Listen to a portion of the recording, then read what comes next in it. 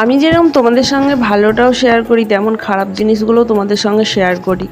তো দেখো, সকাল সকাল বেরিয়ে পড়েছি বাড়ি থেকে। সকাল সকাল বলতে খুবই সকাল। আমরা 6:10 গাড়িটা ধরেছি, ধরে এই দেখো যাচ্ছি এখন। তো কোথায় যাচ্ছি সকাল সকাল মানে কি, রাত্রিবেলায় আমরা খারাপ খবরটা পেয়েছি। আগের দিন ছিল আমাদের প্রচুর পাঠ ছিল, তার জন্য যেতে পারিনি গো হসপিটালে। তো দেখো, রাতের মধ্যেই আমাদের বাড়িতে খারাপ খবর চলে এলো। তো একটা যদি না মানে কি বলো তো, একটা শ্রাদ্ধ বাড়িতে খাওয়া হলে না, মানে 3টে শ্রাদ্ধ বাড়িতে আমাদের খেতেই হয়, এইরকম হচ্ছে ব্যাপার। কিন্তু এগুলো ভালো লাগে না যদিও বা। আমার নিজের মানুষ, মানে নিজের মানুষ বলতে নিজের কাছের মানুষগুলো যখন চলে যায় তখন খুবই কষ্ট লাগে, বুঝতে পারছো। আর এই যে আমি এখন ট্রেন পথে যাচ্ছি, কারণ ওদের বাড়িতে যাওয়ার না খুব একটা সুযোগ সুবিধা নেই।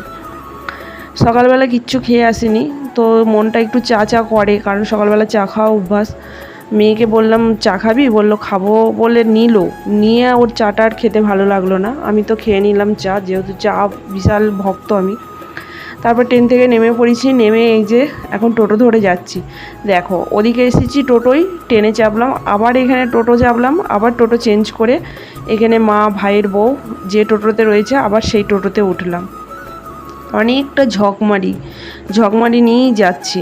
সকালবেলা যেহেতু আমাদের ওখানে ফার্স্ট বাস হচ্ছে সেই 6:45, যেহেতু আমি 7টার আগেই বেরিয়ে পড়েছি, তার জন্য আর বাসের জন্য আর অপেক্ষা করিনি। আর আজকে ছিল মানে শ্রাবণ মাসের শেষ সোমবার, সবাই দেখো জল নিয়ে যাচ্ছে, আর আমরা খারাপ খবর শুনে ছুটতে ছুটতে যাচ্ছি। কোথায় যাচ্ছি, এই যে দেখতে পাচ্ছ মাসির বাড়ি। হ্যাঁ, আগের ব্লগটা ছেড়ে দিয়েছি, মেসোমশাইয়ের কাজের ব্লগ ছেড়ে দিয়েছি, কিন্তু এই ব্লগটা আমার ছাড়া হয়নি। তো দেখো এসেছি মাসির বাড়ি, মেসোমশাই মারা গেছে। আমাদের মানে এসেটি আর দেখতে বলতে বাড়ি থেকে বের করে নিয়ে গেছে, রাত্রিবেলায় তো নিয়ে এসেছিলো।